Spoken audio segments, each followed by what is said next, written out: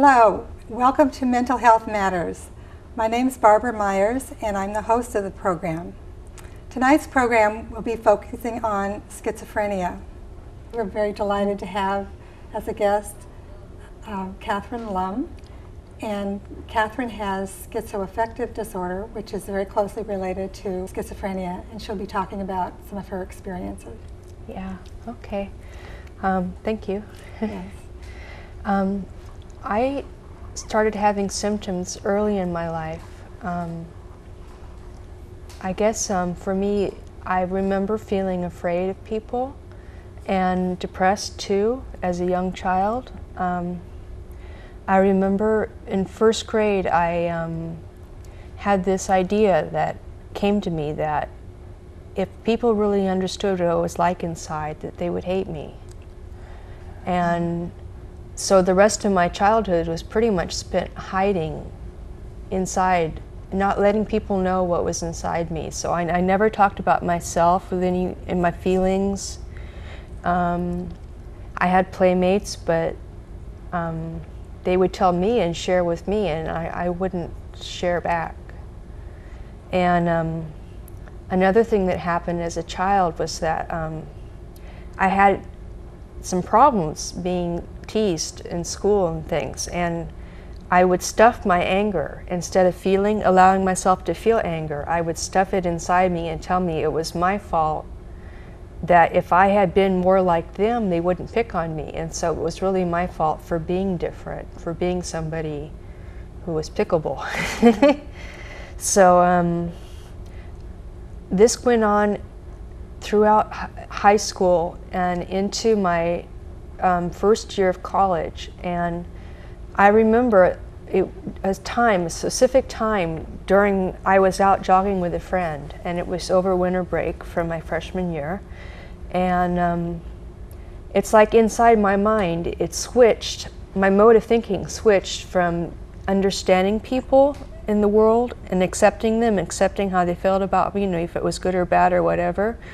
It was like something was coming up, my anger was coming back up, and I could no longer keep it down. I couldn't control it, I couldn't squelch it. And so what came out at that time in my mind, I think I crossed over from mental health to mental illness. And I didn't start to hear voices until maybe a month or two later. But inside my mind, it was like I figured, oh, now they're going to find out. Now they're going to hate me. Now they're going to find out what I'm really like inside, and they're going to hate me. And so shortly after that, I did begin to hear voices. But yeah. Well, what was the voices like? What did they say? For me, it was hate voices, and it has been, because the voices have continued on ever since then. But for me, my voices aren't from a disembodied source. I think I've heard a disembodied voice inside my head only once, I remember, in my life. But most of the time, my voices, they seem to come from other people in the environment. Somebody walking by, driving by, somebody I meet, mostly strangers, people.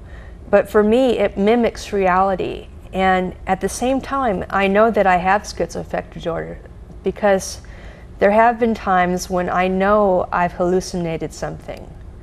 I used to hear my father say, I'm sick of it, I'm just sick of it. And I know that he didn't say that. And I heard my neighbor, a friend, say something to somebody about me. And I know later on that she never said that, and I believed her. And so I realized, wait, I am hallucinating.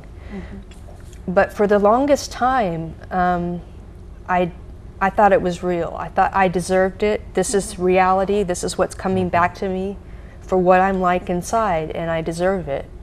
And that feeling of deserving it actually it was hard to diagnose. Because even though I was hearing all these voices and was floridly psychotic, and nobody really knew what was wrong with me. So my parents, they used to take me to a counselor, and the counselor would try to talk to me, and no matter how much they talked, they couldn't turn myself around.